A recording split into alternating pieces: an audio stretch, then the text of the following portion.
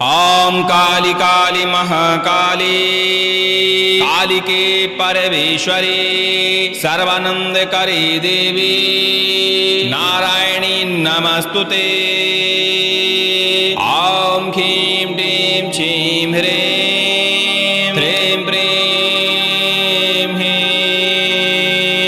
सभी लोगों को जय श्री राम, जय हनुमान जी महाराज की जय। माता काली। आज हम आपको एक महाकाली माता का शक्तिशाली शाबर मंत्र है जिसका विधि विधान आपको इस वीडियो में बताने वाले हैं। आपने हमारे चैनल पे बहुत सारे वीडियो श्रवण किए होंगे, बहुत सारे मंत्रों का पालन भी किया होगा, बहुत सारे विधि विधान भी प्रयोग किए होंगे और उनका आपको निश्चित ही लाभ मिला होगा यदि आपने सच्ची श्रद्धा और सही विधि विधान किया होगा। आज हम माता काली का जो मंत्र का विधि विधान आपको बताने वाले हैं, यह एक बुंदेलखंडी शाबर मंत्र है और बुंदेलखंडी शाबर मंत्र सुनने मात्र से प्रभाव दिखाते हैं।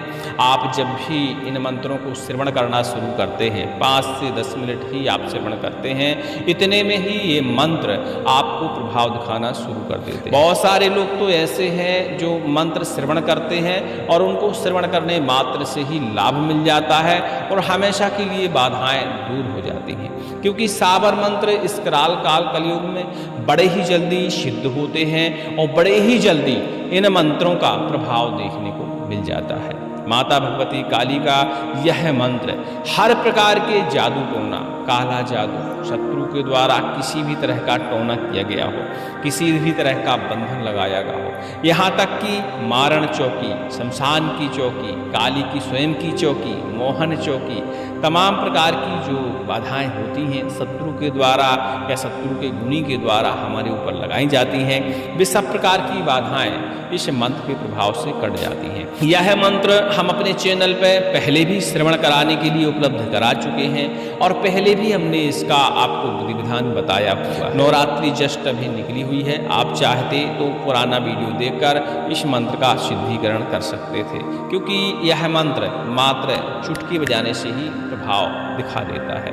लेकिन कुछ लोगों ने कमेंट भी किए और टेलीग्राम के माध्यम से संपर्क भी किया कि इस मंत्र का एक बार और विधि विधान बताया जाए और एक बार और हमें श्रवण कराने के लिए उपलब्ध कराया जाए। तो आप लोगों की मांग पर यह मंत्र हम एक बार और थोड़ा सा अलग तरीके से श्रवण कराने का प्रयास कर रहे हैं और इसका विधि विधान हम वह वाला आपको बताने वाले हैं जो साधक लोगों ने परीक्षण किया हुआ है, क्योंकि अलग अलग साधक, अलग अलग शिष्यगण विधियों में थोड़ा बहुत परिवर्तन कर देते हैं और जिनकी विधि में सबसे जल्दी ही प्रत्यक्षीकरण मिलता है या सबसे जल्दी ही मंत्र सिद्ध हो जाता है, बड़े जल्दी ही जिसमें लक्षण मिल जाता है, वह विधि हम आपको बताने का प्रयास करते हैं ताकि आप भी उस विधि को अपनाकर मंत्र में शक्ति जागृत कर सकें और मंत्र का आप फायदा ले सकें, अपने घर की बाधा का हरण कर पाएं और परोपकार में भी ऐसे मंत्रों का प्रयोग कर पाएं। शाबर मंत्रों की एक खासियत होती है कि इन मंत्रों का जब तक आप परोपकार में प्रयोग करते हैं तब तक इनकी शक्ति बहुत ज़्यादा बढ़ती रहती है।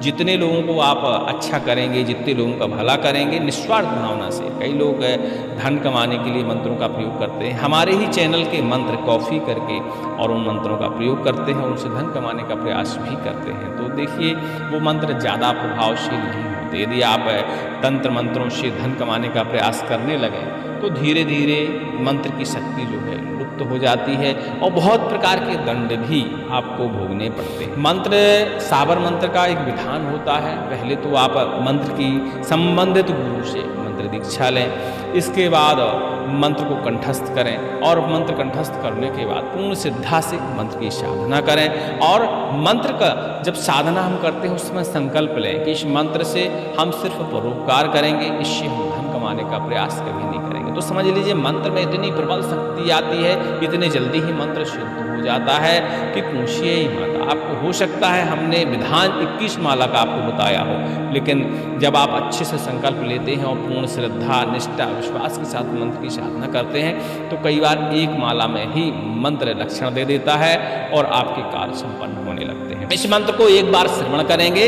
लगातार मंत्र को श्रवण करने के लिए डिस्क्रिप्शन में सबसे ऊपर ही आपको लिंक मिल जाएगी, उस लिंक पर क्लिक करके इस मंत्र को लगातार आप सकते हैं और श्रवण करके इस मंत्र की शक्ति का परीक्षण कर सकते हैं। मंत्र की शक्ति का परीक्षण कैसे करना है? आंख बंद करिए, ईयरफोन लगा लीजिए या एकांत में बैठ जाइए किसी अकेले कमरे में और मंत्र को लगातार श्रवण करिए। जब मंत्र को आप लगातार श्रवण करेंगे तो मंत्र आपको लक्षण दिखाना शुरू करेगा। श्रवण करते समय आप ध्यान देना है कि हमें माता काली का या संबंधित जो भी इष्ट है उसका ध्यान अपने दिमाग में बनाना है।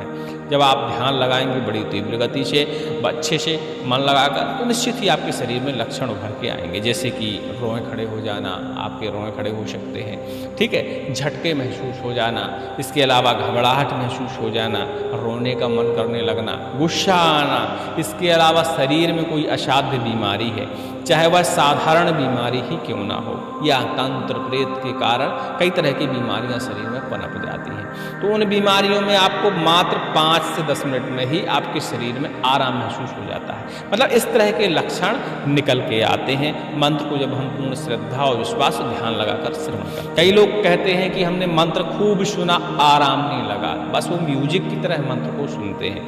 देखिए, आज से 100 साल पहले, 500 साल पहले या 1000 साल पहले मंत्रोपचार से ही रोग ठीक किए जाते हैं। मंत्रों में एक अपनी अपनी ऊर्जा तरंग होती है जिसको हम श्रवण करते हैं यदि ध्यान लगाकर, तो वो कानों के माध्यम से हमारे शरीर में प्रवेश करती है। शरीर में तरह तरह के रोग होते हैं, तरह तरह की नकारात्मक ऊर्जा होती है। बहुत सारी नकारात्मक ऊर्जा तो हम अपने मन से ही प्रकट अपने शरीर में कर लेते हैं, तो वो समस्त प्रकार की नकारात्मक ऊर्जाओं पर मंत्र की ऊर्जा तरंग का प्रभाव पड़ता है और वो सारी व्याधियाँ धीरे धीरे दूर होना शुरू हो जाती हैं। मंत्र को देखिए, जैसा आप उसके साथ श्रद्धा बनाए उसी हिसाब से काम करने लगता है। मंत्र को आप वैज्ञानिक तरीके से भी इसका उपयोग ले सकते हैं और तांत्रिक तरीके से तो ले ही रहे हैं, कोई दिक्कत नहीं है, ठीक है। तो मंत्र को एक बार श्रवण करिए। ओम दंड भुज दंड प्रचंड नौखंड प्रेतन के झुंड महाकाली खप्पर दिखा खड़ग चला काट मुंडन पे मुंड भक्त पे पड़ी विपदा काट, तंत्र काट, जादू काट, टोना काट, जंतर काट, मंत्र काट, उच्चाटन काट, मोहन काट, मूठ काट, शमशान की चौकी काट, मशान की चौकी काट, मारण चौकी काट, सबा तोला सिंदूर काली बिंदी काली चूड़ी नींबू बलि चढ़ाऊं, रक्षा कर तुरंत पुत्र काल भैरव की दुहाई, ओम ह्रौम काली महाकाली किली किली फट स्वाहा।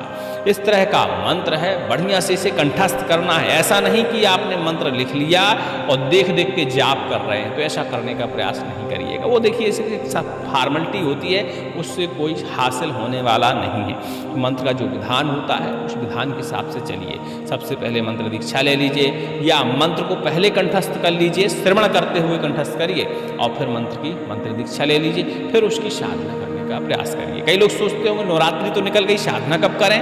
इस मंत्र के जो सिद्ध करने के मुहूर्त हैं नवरात्रि में हैं, फिर बहुत जल्दी ही दीपावली आ रही है, डठौनी एकादशी आ रही है, फिर गुप्त नवरात्रि आएगी, उसके बाद फिर चैत्र नवरात्रि आ जाएगी भैया। मतलब साल में बहुत सारे ऐसे मुहूर्त होते हैं जब मंत्र की आप साधना कर सकते हैं। इस मंत्र की भी साधना दीपावली में विशेष मानी जाती है, नवरात्रि में विशेष मानी जाती है। तो अभी 15-20 दिन बाद तो दीपावली है भैया, कर लीजिएगा बढ़िया साधना। तब तक मंत्र को कंठस्थ कर लीजिए, मंत्र दीक्षा ले लीजिए और इसका विधान अच्छे से समझ लीजिए। देखिए, इस मंत्र के यदि हम नवरात्रि में साधना करते हैं तो थोड़ा सा विधि विधान अलग रहता है, दीपावली में साधना करते हैं तो थोड़ा सा विधि विधान परिवर्तित रहता है। देखिए, अब दीपावली वाला विधान हम बताए दे रहे हैं, नवरात्रि वाला विधान हम पहले ही पुराना वीडियो आप देखिएगा तो उसमें नवरात्रि वाला विधान आपको उपलब्ध हो जाएगा। दीपावली में कैसे इस मंत्र को सिद्ध करना है तो हमने आधा तो आपको बता ही दिया है, मंत्र दीक्षा, तंत्र दीक्षा और गुरु आज्ञा। इसके अलावा आप मंत्र का कंठस्थीकरण करिए। मंत्र कंठस्थ करने के साथ ही मंत्र का आप परीक्षण कर लीजिए कि आपके लिए कितने प्रभावशील है, मतलब आपके लिए कितने % प्रभावशील है। कैसे करना है मंत्र का परीक्षण? यदि आप श्रवण करते हुए कंठस्थ करते हैं और किसी व्यक्ति को ऐसे ही झाड़ा लगा देते हैं तो 5 से 10 मिनट में उसे आराम लग जाता है। तो मंत्र का आप इस तरह परीक्षण कर सकते हैं, ठीक है। और जब आपके हाथों से, आपके मुख से, आपके स्वर से लोगों को आराम लग जाए, भले ही 2% लगे, तब आपको मानना चाहिए कि मंत्र आपके लिए प्रभावशील है। तब फिर इस मंत्र की साधना करने बैठना चाहिए। और हमारा तो मानना है कि हमारे चैनल पे जितने भी मंत्र हैं उनको मात्र श्रवण करते हुए कंठस्थ करिए, उनसे झाड़ा लगाइए।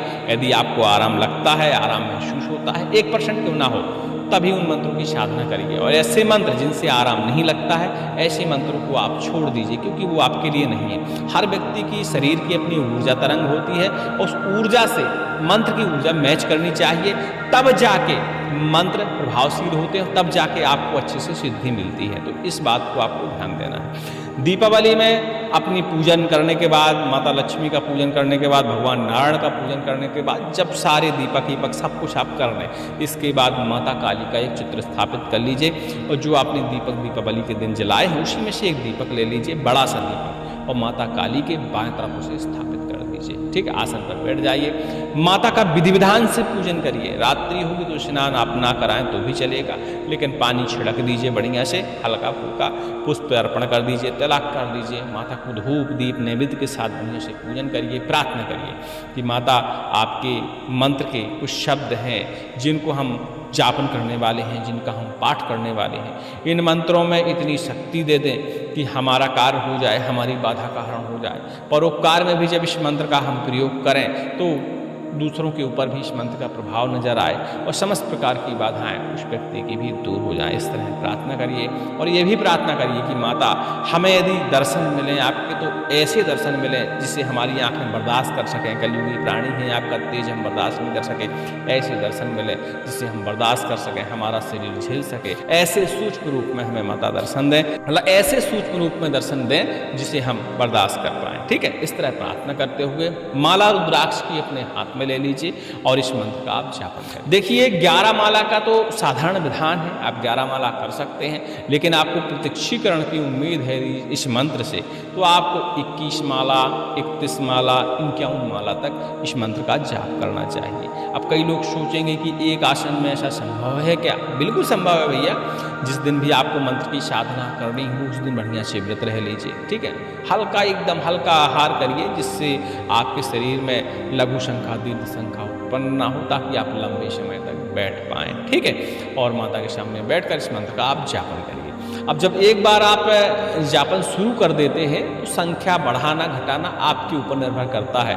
आप चाहें तो पूरी रात जाप करिए, दूसरे दिन भी जाप कर लीजिए, तीसरे दिन भी जाप कर लीजिए, जब तक आपको दर्शन नहीं मिल जाते हैं। वो आपके शरीर की बैठने की और ध्यान लगाने की क्षमता के ऊपर निर्भर करता है। लेकिन आप चाहते हैं कि इस मंत्र से हमको झाड़ा लगाना है, परोपकार करना है, प्रत्यक्षीकरण मिले या ना मिले, ठीक है, तब तो आपको इस मंत्र को मात्र 11 माला जाप करना है। खप्पर बना लीजिए बढ़िया से, खप्पर में अग्नि डाल दीजिए, संविदा डाल दीजिए, खप्पर का पूजन कर लीजिए बढ़िया से, उस पर पानी छिड़क दीजिए, पुष्प अर्पण कर दीजिए, तिलक कर दीजिए, नैवेद्य जो हो घर में वो अर्पण कर दीजिए, दिया से आरती कर दीजिए खप्पर की, और बस इसी मंत्र का आप पाठन करिए। और काली माता का कोई भी बीज मंत्र हो, चाहे क्रीम काल काय नमः हो या होम काली महाकाली किलकिली फट स्वाहा हो, कोई भी लास्ट में बीज मंत्र लगाते हुए स्वाहा बोलते हुए 108 आहुतियाँ आप खप्पर के अंदर डाल दीजिए। इतने में यह मंत्र अपनी ऊर्जा जगा लेता है, सिद्ध हो जाता है। कई बार इतने में ही माता का प्रत्यक्षीकरण प्राप्त हो जाता है और इतने ही में ही लक्षण प्रकट हो जाते हैं। तो जब भी हमें साधना करनी चाहिए उस समय हमें एक कवच गले में जरूर धारण करना चाहिए। हमारे यहाँ साधना करने के लिए और सुरक्षा कवच, हमारे यहाँ दोनों प्रकार के कवच बनते हैं, आप उनको मंगा सकते हैं और धारण कर सकते हैं। इसके अलावा आपको अपना आसन बंधन करना चाहिए, घेरा बंधन लगाना चाहिए, ताकि देखिए देवी जब आती है तो उसके साथ बहुत सारी निगेटिव शक्तियाँ भी आती हैं। ठीक है, उसमें डाकनी है, साकनी है, यक्षिणी है, डाकन है, ये सारी प्रकार की शक्तियाँ भी उनके साथ आती हैं। ठीक है, तो ये सब हमारी पूजा में विघ्न डालने का भी प्रयास करती हैं। माता के आने से पहले ही ये आ जाती हैं। तो इन सबसे बचने के लिए आपको आसन बंधन, घेरा बंधन और कवच का पालन जरूर करना चाहिए, फिर साधना करनी चाहिए। ठीक है, अब जब आपका हवन हवन आहुति सब कुछ हो गया तो माता को फल फलाहार अठवाई वगैरह प्रसाद वगैरह आप अर्पण कर सकते हैं। इसके बाद शांति मंत्र पाठन करते हुए अपने आसन के नीचे जल छिड़काव करते हुए अपने आसन से उठ सकते हैं। ठीक है, अब आती है इस मंत्र को हमें प्रयोग कैसे कैसे करना चाहिए। तो देखिए, जो आपने खप्पर में होम हवन किया है उसकी भस्मी सुबह तक एकदम ठंडी हो गई होगी, बढ़िया से छन्नी से उसे छान लीजिए और छानने के बाद उस भस्मी को अलग कर किसी पात्र में पैक करके रख लीजिए। अब जब भी लगता है आपको कि किसी को तकलीफ है या हमारे घर में ही तकलीफ है, किसी के ऊपर बंधन लगाया गया है, तो आपको थोड़ी सी भस्मी ले लेनी है। किसी के ऊपर बुद्धि का बंधन है, कर्म का बंधन है, व्यापार का बंधन है, मारण मूठ चौकी लगाई गई है, किसी प्रकार टोना किया गया है, नजर की बाधा है, भूत प्रेत पिशाच की बाधा है, डाकनी साकनी ब्रह्म राक्षस खब्बीस की बाधा है, किसी भी प्रकार की बाधा हो, इस भस्मी को अपने हाथ में ले लीजिए और मंत्र का 1 से 5 बार तक पाठन करिए। मत्थे पर तिलक कर दीजिए, थोड़ी सी भस्मी चटा दीजिए। इतना करने से बाधाएं तुरंत ही दूर हो जाती हैं। लेकिन यदि बंधन है, को पता है कि बुद्धि का बंधन या किसी प्रकार का बंधन लगाया गया है, तो एक नींबू अपने हाथ में ले लीजिए। हरे रंग का नींबू हो, पीले रंग का नींबू इस्तेमाल हमें नहीं करना, ठीक है। इसी नींबू को अपने हाथ में लेकर व्यक्ति के ऊपर से, सिर के ऊपर से 7 बार उतारा करिए और मंत्र का पाठन करते रहिए। 1 बार, 5 बार, 11 बार तक मंत्र का आप पाठन कर सके हैं। उतारा करने के बाद आपको नींबू अपने बाएं हाथ में ले लेना है। किसी तेज धार वाले अस्त्र से नींबू के 2 टुकड़े करने हैं। एक टुकड़ा का आपको निचोड़ा मारना है, वहीं अग्नि जला लेनी है गाय के गोबर के उपले में, और पहले माता काली का होम लगा देना है। उसी में नींबू का आपको निचोड़ा करना है। दूसरा टुकड़ा जो आपके पास बचेगा उसके आपको 4 टुकड़े करने हैं, अलग अलग दिशाओं में, पूरब, पश्चिम, उत्तर, दक्षिण, ऐसी अलग अलग दिशाओं में वो टुकड़े आपको फेंक देने हैं। फेंकने ऐसी जगह है भैया जहाँ लोगों के पैर ना पड़े, नज़र ना पड़े, ऐसी जगह आप चाहें तो एकांत में भी जाकर उन टुकड़ों को आप फेंक सकते हैं। ऐसा करने से शरीर पर किसी भी प्रकार का यदि बंधन लगाया गया हो वह कट जाता है। देखिए, झाड़ने फूंकने के, बंधन काटने के, उतारा करने के अपने अपने क्षेत्रीय तरीके भी होते हैं। उन तरीकों का भी आप इस मंत्र के साथ प्रयोग कर सकते हैं। वीडियो बड़ा हो रहा है, लेकिन हम चाहते हैं कि एक ही वीडियो में संपूर्ण जानकारी आपको उपलब्ध करा दें, ताकि आपको खोजने में और बहुत सारी समस्याएं होती हैं वो सब ना हो, ठीक है। इस तरह इस मंत्र से आप बंधन को काट सकते हैं, भूत प्रेत को हटा सकते हैं, झाड़ा लगा सकते हैं। हाँ, इसी मंत्र का यदि आप सांगीन अस्त्र के साथ प्रयोग करते हैं, पीछे दिख रही होगी सांगीन अस्त्र, सांगीन अस्त्र के साथ यदि प्रयोग करते हैं तो यह मंत्र शोगना शक्ति के साथ कार्य करता है। मंत्र को एक बार पढ़ना है और सांगीन अस्त्र से आपको झाड़ा लगाना है, तो यह शोगना शक्ति के साथ प्रभाव दिखाता है। मतलब एक ही बार में हर प्रकार की बाधा का हरण होना निश्चित हो जाता है, ठीक है। उम्मीद करते हैं सारी जानकारी आप हमारी समझ गए होंगे। अधिक जानकारी के लिए भैया डिस्क्रिप्शन में या अबाउट सेक्शन में हमारे टेलीग्राम का लिंक पड़ा होगा, वहाँ जाके आप संपर्क कर सकते हैं। और टेलीग्राम में ही हमारा आपको फ़ोन नंबर मिल जाएगा, जहाँ आप 11:30 बजे से और 2 बजे के बीच में आप फ़ोन संपर्क कर सकते हैं। कई लोगों की शिकायत रहती है कि फ़ोन नहीं उठता। भैया देखो क्या है, कई लोग सामने भी रहते हैं हमारे, और उस समय तंत्र काट, झाड़ा, ये सारी चीज़ें चलती रहती हैं, तो फ़ोन में बीच में समय नहीं थोड़ा सा निकल पाता। वैसे समय तो हमने 11 बजे से 2 बजे तक का रखा है, लेकिन उस बीच में भी व्यस्तता थोड़ी सी रहती है। तो 1-2 बार ट्राई कर लिया करिए, रुक रुक के फ़ोन उठ जाता है और बातचीत हो जाती है, ठीक है। और जिनकी बातचीत नहीं हो पाती है, ऐसे लोग कमेंट में लिख देंगे या फिर टेलीग्राम में ही लिख देंगे, वहाँ अपना नंबर छोड़ देंगे, तो हमें जब भी समय मिलता है, ज़रूरी नहीं कि तत्काल ही हम जवाब दें, सुबह से शाम तक या दूसरे दिन तक जब भी समय मिलता है हम कॉल जरूर लौटाते हैं और जवाब जरूर देते हैं, ठीक है। सभी को जय श्री राम, जय हनुमान।